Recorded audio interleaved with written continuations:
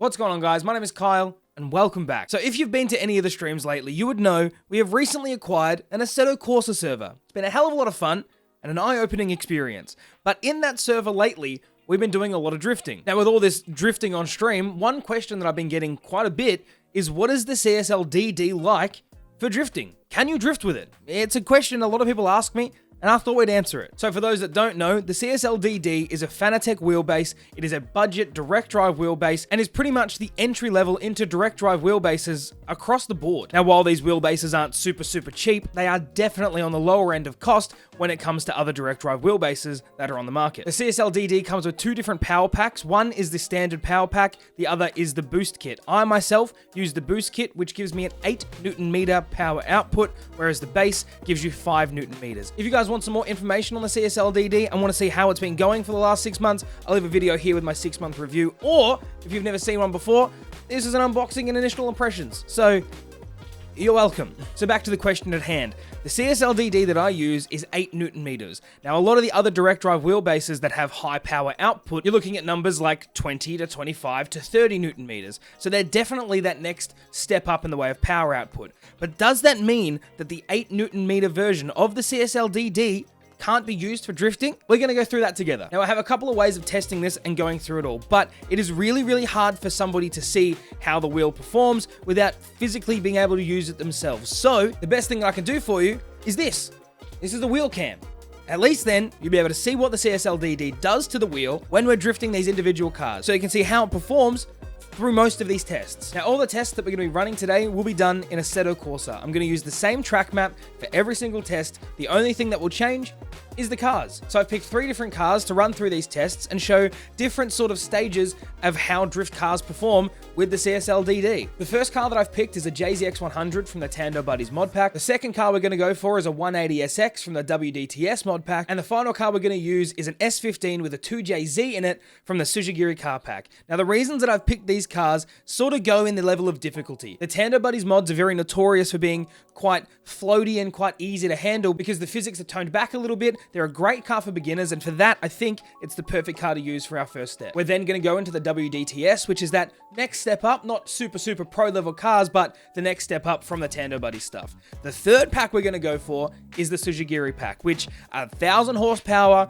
pro FD comp level drift cars. They're super responsive, very difficult to get right, and of all the cars that we've picked is going to be the one that's going to rip from side to side on the track as quickly as possible, which means the wheel will need to do a little bit of extra work. So with any luck, it'll give us a really good indicator of the lower end to the higher end of what this wheel needs to do for any sort of drift cars in Assetto Corsa. So let's jump in. So here we are in Assetto Corsa in our very first car, the JZX100 from the Tando Buddies mod pack. Let's give it a rip and see what it's like with the CSL DD. Now, like I said, with the Tando Buddies mods, the cars are very toned down, so they're very easy to drive. They are great for beginners to learn how to control a drift and do things with a drift car, but I think it's the perfect car to show the lower end of the scale. So we're going to do a run, see what the wheel's like, and go from there.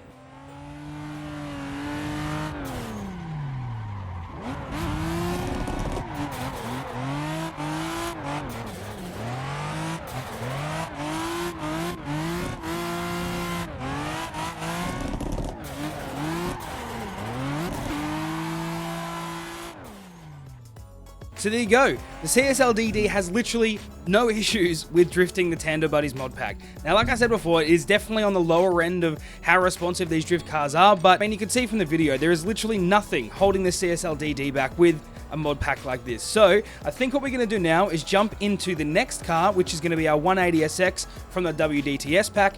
That is going to show a little bit more responsiveness, and it's going to be a little bit more nimble on the wheels, which means our wheel's going to have to work a little bit harder to go from transition to transition. So we're going to jump into that car now, see what that's like, go from there.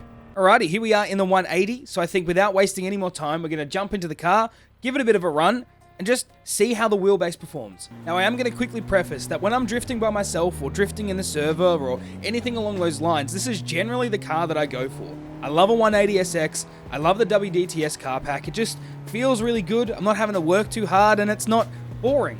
It's a really nice car pack to go for. So we're going to do exactly the same thing that we did with our first car. We're going to give it a bit of a run, use the wheel cam to see what the CSL DD does, and just see how the mid-tier car goes with the CSL DD. Let's freaking do it.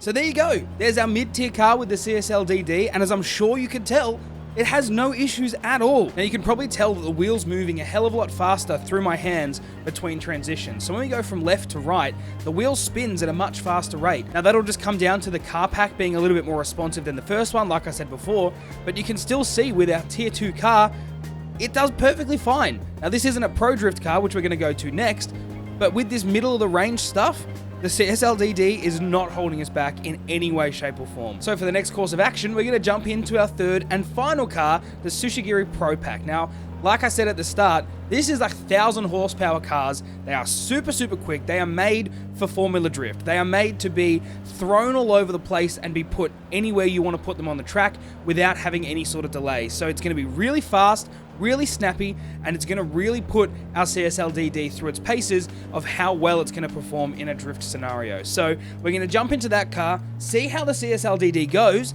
and see if I can even keep this car on the track, because I don't know if I'm going to be able to do it, okay? I'm sorry. Let's go. So here we go. Here's our 2JZ S15. Now, like I've said a bazillion times, this is a super snappy car. It has 970 something horsepower. It's going to be really hard to drive, but it's really going to show how well the CSL DD does at the top end of these drift cars. So I'm going to jump into the car, see if I can even keep it on the track, because I don't really have that much faith in myself. So let's see how we go, and just hope for the best. Easy peasy.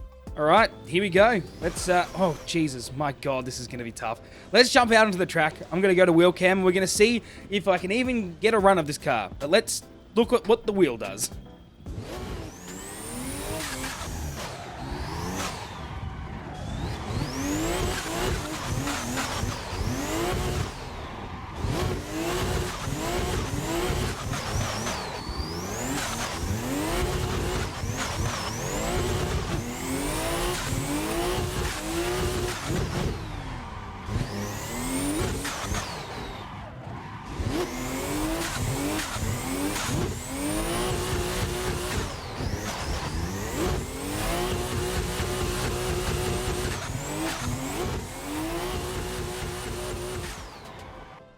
So there we go, tier 3 done and dusted. I am ashamed to admit how long it took me to actually get a clean run that I could record and use in this video. But like I said, they're not easy cars to drive. They are super difficult, super fast, and you could probably tell in the video, I was ripping into this wheel. I was fighting it, trying my hardest to get this car around the track.